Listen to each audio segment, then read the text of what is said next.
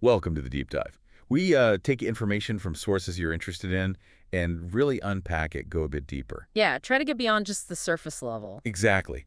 And today, we're digging into something called learnography. Hmm. Based on the research and articles we've looked at, it offers a pretty interesting way of thinking about how knowledge actually gets from, say, a book into your head. Right. It's about that transfer. So, for you listening, our learner, the aim here is to give you a solid, clear understanding of this method. Hopefully you'll have a few, aha moments without getting bogged down in technical terms. Absolutely. We want to explore how learnography proposes a shift, really.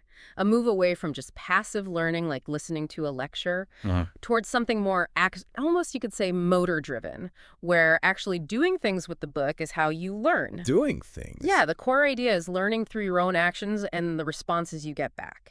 Okay, so maybe let's start with why we might even need a different approach. Our sources kind of hint that the usual ways, like lectures, well, they might not always cut it for deep learning or mastering skills. That's a good starting point. Mhm. Traditional methods have their place, of course, but they might have limitations, especially for really internalizing knowledge or skills. Right, so learnography comes in as an alternative, something different. Exactly. It's framed as a fundamentally different beast. Lenography isn't about someone just explaining things at you. Okay. It suggests a more direct pathway. From the book, directly to your brain. But, and this is the key bit, it's powered by your actions. I action. And the feedback, the responses that those actions create. Huh.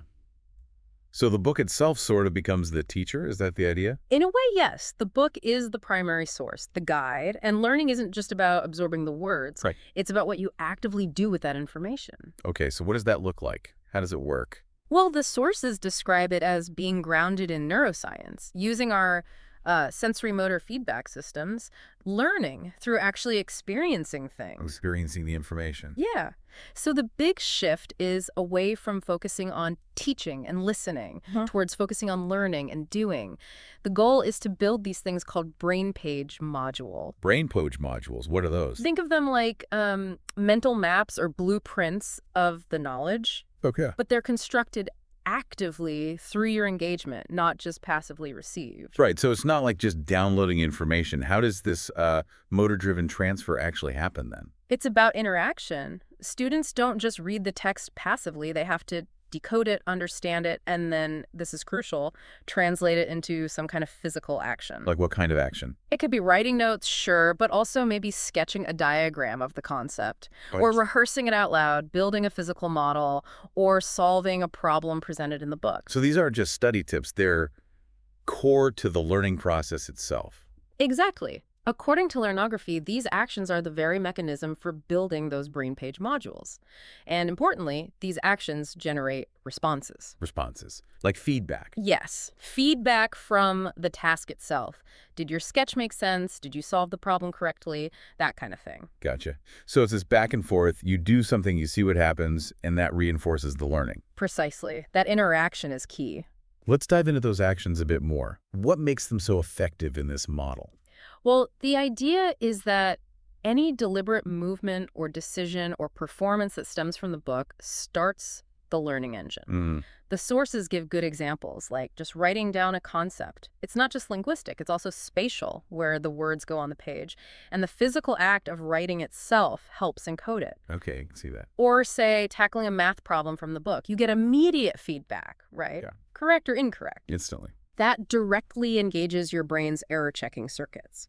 And constructing one of these brainpage modules through any of these actions is said to light up a whole network. A network in the brain. Yeah, involving the prefrontal cortex for planning what you're going to do based on the book, the motor cortex for actually doing the writing or sketching, Right.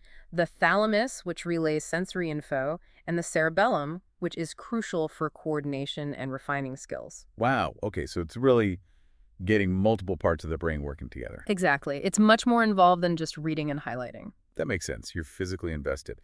Now, what about the responses? You said they're just as critical. Absolutely vital. The response is how you figure out if your action worked, how you interpret the result. It's the feedback part of the loop. Okay. Think of a potter working with clay.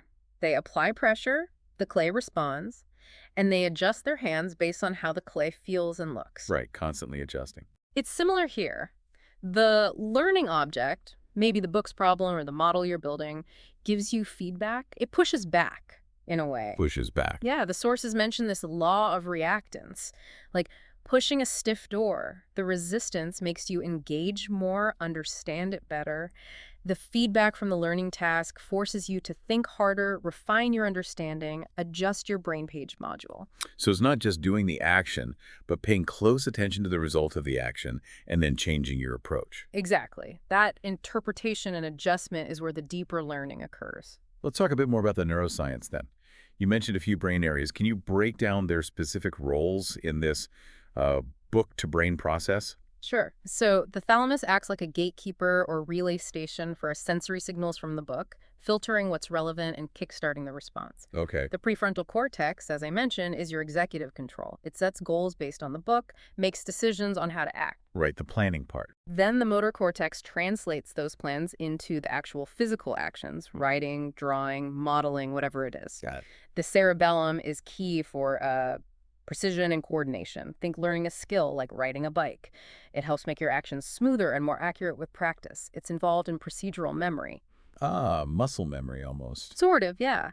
And the basal ganglia are involved too, particularly in forming habits and automating these learned actions through repetition, what the sources call Zeid memory, making the process more automatic over time. Zeid memory. Interesting term. The main point is engaging all these systems through this active, interactive process leads to stronger encoding. The knowledge is stored more deeply, and you can retrieve it more reliably later. Which explains why just reading often doesn't stick as well. Pretty much. You haven't built the same robust neural structure. Okay, so it really is a full brain activity. You mentioned this cycle, this feedback loop, reading, acting, feedback, adjusting. Can you walk us through that again, maybe make it more concrete? Definitely. So step one, you engage with the source page, the book. You read and decode the information. Right.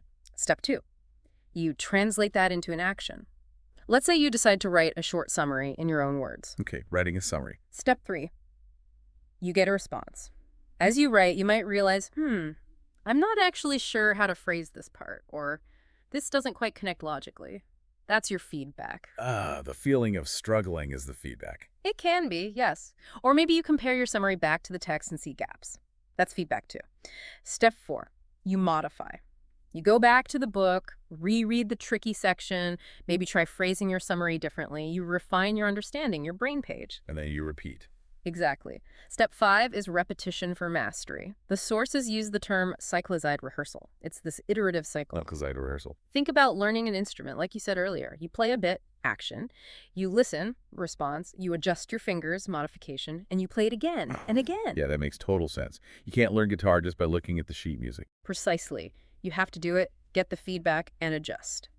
So, thinking bigger picture now, why does this matter? Why is learnography potentially important for, the future of how we learn? Well, I think it taps into something fundamental about how we actually learn effectively, especially complex things or skills.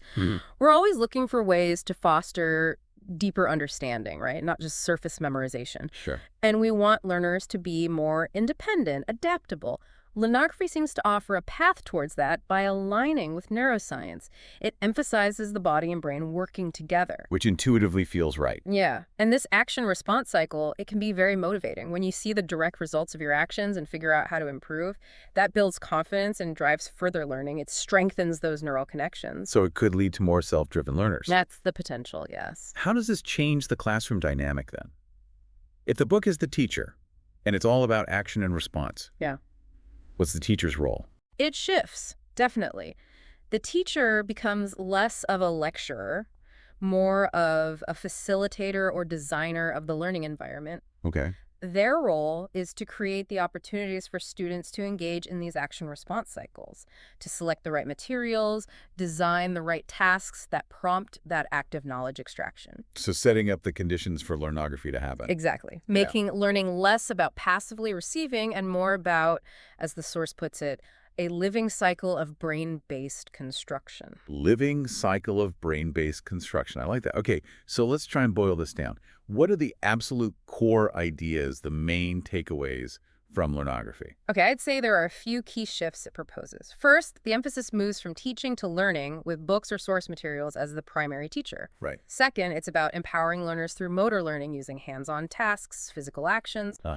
Third, the goal is building these durable brain pages through those structured action-response cycles, creating lasting connections. Fourth, it's about deliberately using the brain's own feedback system for correction and improvement, leading to mastery. Okay. And finally, it makes learning visible, experiential, replacing passive listening with these active book-to-brain cycles. And it really feels like that response element is the linchpin holding it all together. Absolutely. The action initiates it, but the response, the feedback and the adjustment, that's what really drives the knowledge transfer and solidifies the learning. That's where expertise starts to build. Yeah.